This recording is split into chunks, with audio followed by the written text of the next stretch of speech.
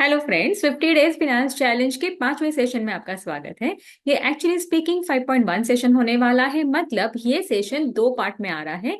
एक रिक्वेस्ट है यहाँ पे आपसे, इस सेशन को आप बहुत ही ध्यान से सुनिए, क्योंकि इक्विटी शेयर कैपिटल से जुड़े पहले से ही बहुत सवाल आपके मन में हो सकते हैं, जिन्हें हम इस वीडियो के माध्यम से क्लियर करने की कोशिश करेंगे।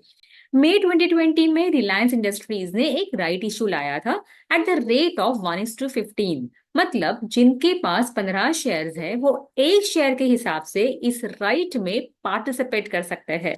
यह इशू 53,125 करोड़ का था, जो अब तक के राइट इशू के इतिहास का सबसे बड़ा इशू था। Here I am talking about for any non financial company like Reliance. और इंटरेस्टिंग बात यह है कि 1257 पर शेयर की प्राइस पर आया ये इशू एक पार्टली पेड इशू था, जिसमें 3 इंस्टॉलमेंट्स में पैसे कॉल किए जाने वाले थे। हाँ हाँ, मुझे पता है कि यहाँ पे बहुत सारे टर्म्स आए हैं जो शायद आपने पहली बार सुने होंगे। So no worries. Apart from right issue, we'll discuss about the authorized capital, issued capital, subscribed capital, partly paid capital, bonus issues, sweat equity, ESO, preference shares, और एक टर्म जो हाल ही में न्यूज में था और जिसका टाटा मोटर से डायरेक्ट रिलेशन है, और वो है DVR, that is differential voting rights. और ये सभी टर्म्स इसी सेशन में कवर होंगे। ये वीडियो बहुत इंपॉर्टेंट है और आपकी फाइनेंशियल लर्निंग के जर्नी में ये एक महत्वपूर्ण पड़ाव होने वाला है। तो आइए शुरू से शुरू करते हैं, यानी शेयर कैपिटल से शुरुआत करते हैं। अज्यूम कीजिए कि आप 4 फ्रेंड्स मिलकर एक बिजनेस शुरू कर रहे हैं, जहां आप 10 रुपए की फेस वैल्यू के 1 लाख शेयर इशू कर रहे हैं। यानी यहाँ पे कैपिटल कितना हुआ? 10 × 1 lakh share, that is 10 lakh. मतलब कंपनी का शेयर कैपिटल यहाँ पे हो जाएगा 10 लाख का। अब कंपनी ने शेयर्स इशू करके 10 लाख रुपए का कैपिटल रेज किया है, जिसका उपयोग कंपनी कुछ एसेट्स खरीदने के लिए करेगी, जैसे कि मशीनरी, कुछ फर्नीचर और कंप्यूटर ऑफिस यूज के लिए। और कुछ पैसे जो है कंपनी डेली बिजनेस ऑपरेशंस के लिए, यानी रोजमर्रा के खर्चे के लिए, that is working capital requirement के हिसाब से रखेगी। तो एक बात तो यहाँ पे पक्की है कि कंपनी कैपिटल रेज करके बिजनेस चलाने वाली है। अब देखते हैं कि ये शेयर कैपिटल बैलेंस शीट में कैसे रिफ्लेक्ट होता है। बैलेंस शीट में सबसे पहले आता है ऑथोराइज्ड कैपिटल। कंपनी अपनी लाइफ साइकिल में कुल कितने शेयर्स इशू कर सकती है, ये ऑथोराइज्ड कैपिटल से आपको पता चलेगा। इसके लिए आपको कंपनी की एनुअल रिपोर्ट से उसकी बैलेंस शीट देखनी पड़ेगी, या फिर मेमोरेंडम ऑफ एसोसिएशन, जिसे हम एमओए भी कहते हैं, वहां कैपिटल क्लॉज में आपको देखने के लिए ये मिल सकता है। अगेन, एमओए एक पब्लिक डॉक्यूमेंट है and we can easily have an access to it. Apart from MOA, which other company documents are public documents? Please share in the comments below. Authorize capital fix होता है, जो company अपनी पूरी life में issue कर सकती है, लेकिन हाँ, इसे बदला भी जा सकता है। इसके लिए प्रोसेस होती है। बोर्ड ऑफ डायरेक्टर्स से परमिशन लेनी पड़ती है, रजिस्ट्रार ऑफ कंपनीज को इंटीमेशन देना पड़ता है, और एमओए में भी अमेंडमेंट्स करने होते हैं। अगर हम फिर से रिलायंस का उदाहरण लेते हैं, तो रिलायंस के बोर्ड ने कंपनी का ऑथराइज कैपिटल 15,000 करोड़ से बढ़ाकर 50,000 करोड़ करने का अप्रूवल ले लिया है। इंटरेस्टिंग बात यहाँ पे ये है कि आज की तारीख में रिलायंस का इशूड कैपिटल सिर्फ 6,766 करोड़ रुपए का है। That means 2,50,000 shares company issue कर सकती है, जिसकी फेस वैल्यू 10 रुपए रहेगी इन एंटायर लाइफ स्पैन। लेकिन कंपनी ने इशू किए हैं से 1 लाख शेयर्स। अभी बात यहाँ पे ये है कि कंपनी उतने शेयर्स इशू करेगी जितना पैसे की कंपनी को जरूरत है, जितने पैसे कंपनी इक्विटी के फॉर्म में रेज करना चाहती है। अगर कंपनी ने 10 रुपए की फेस वैल्यू के हिसाब से 1 लाख शेयर्स इशू किए और सारे सब्सक्राइब हो गए, तो कंपनी का इशूड कैपिटल कितना होगा? 1 lakh number of shares multiplied by face value 10, that is subscribe capital यहाँ पे हो गया 10 लाख रुपए का। और कंपनी इन्हीं पैसों से बिजनेस ऑपरेशन रन करेगी। तो यस, इस वाले केस में इशूड कैपिटल और सब्सक्राइब्ड कैपिटल सेम हो गया। यहाँ एक और टर्म समझने की जरूरत है, और वो है सब्सक्राइब्ड कैपिटल। कंपनी ने 1 लाख शेयर्स इशू किए, लेकिन सब्सक्राइब हुए सिर्फ 90%, दैट मीन्स 90,000 शेयर्स। तो कंपनी को मिले 9 लाख रुपीज, और यहाँ कंपनी का सब्सक्राइब्ड कैपिटल हो गया 9 लाख रुपया।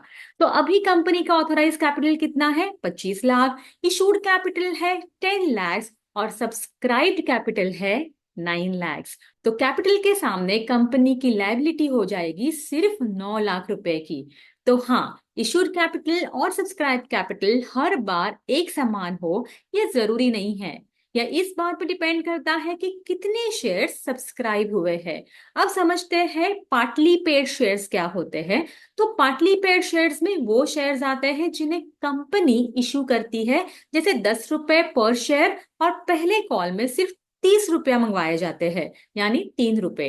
दूसरा कॉल कंपनी करेगी से 25% का, और आखिरी कॉल होगा बाकी 45% का, यानी 4.5 रुपए का। यानी कंपनी यहाँ पे शेयर इश्यू तो कर रही है, लेकिन पैसा ट्रांचेस में, मतलब फेज्ड मैनर में कॉल कर रही है। रिलायंस के केस में कंपनी ने 1257 की प्राइस पर इशू निकाला। उसमें 25% पैसे इशू के समय यानी मई 2020 में कॉल किए, जो थे 314 रुपए 50 पैसे पर शेयर। मई 2021 में सेकेंड कॉल किया गया 25% का, और बाकी 50% पैसे जो थे, दैट मीन 628 रुपीज 50 पैसे, वो नवंबर 2021 में कॉल किए गए। यहाँ पे ये भी समझ लेना चाहिए कि हर कॉल में कंपनी को पैसे मिलेंगे ही ऐसा जरूरी नहीं है। कई शेयर होल्डर्स डिफॉल्ट भी कर सकते हैं।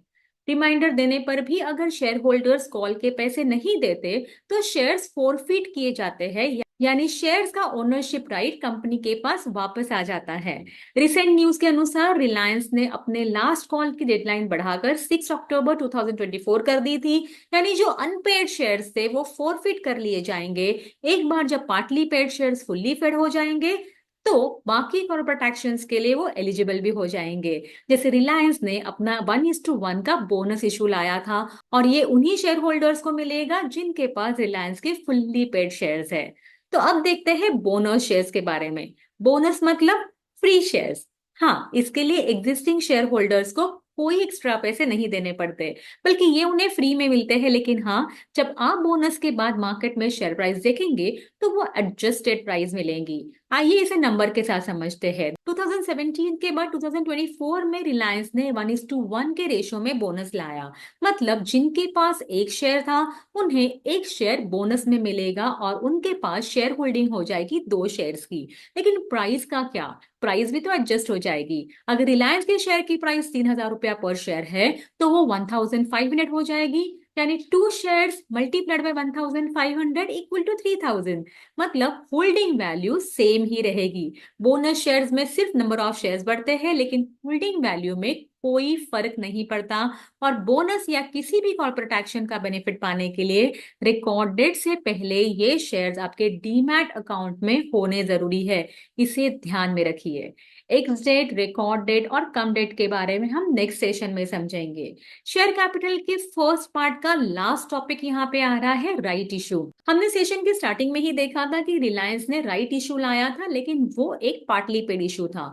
तो अब समझेंगे ये राइट इशू का टर्म इन डिटेल। जब कंपनी इक्विटी इशू करके फंड रेज करती है, लेकिन ये फंड रेजिंग का ऑफर वो सिर्फ अपने एग्जिस्टिंग शेयर होल्डर को मार्केट प्राइस से कम प्राइस पे दे रही है, तो इसे हम राइट इशू बोलेंगे। शेयर होल्डर्स को इसका इंटीमेशन जो है वो मेल या पोस्ट के जरिए दिया जाता है, और साथ में एक फॉर्म भी मिलता है।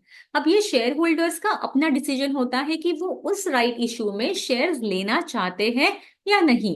इसे ही पार्टिसिपेटिंग इन राइट कहते हैं। अगर एग्जिस्टिंग शेयर होल्डर को राइट इशू में पार्टिसिपेट करना है, मतलब वो शेयर्स के लिए अप्लाई करेगा और सामने कंपनी को पैसा देगा। शेयर होल्डर्स के पास एक और भी ऑप्शन होता है कि वो अपना राइट किसी और को बेच सकते हैं या दे सकते हैं। इसे रिनंसिएशन ऑफ राइट भी कहा जाता है, और ये राइट जो है वो ट्रेड भी होता है। सो फ्रेंड्स, इस सेशन में इतना ही। शेयर कैपिटल के सेकंड पार्ट के लिए जल्द ही मिलेंगे। तब तक के लिए keep investing and happy learning.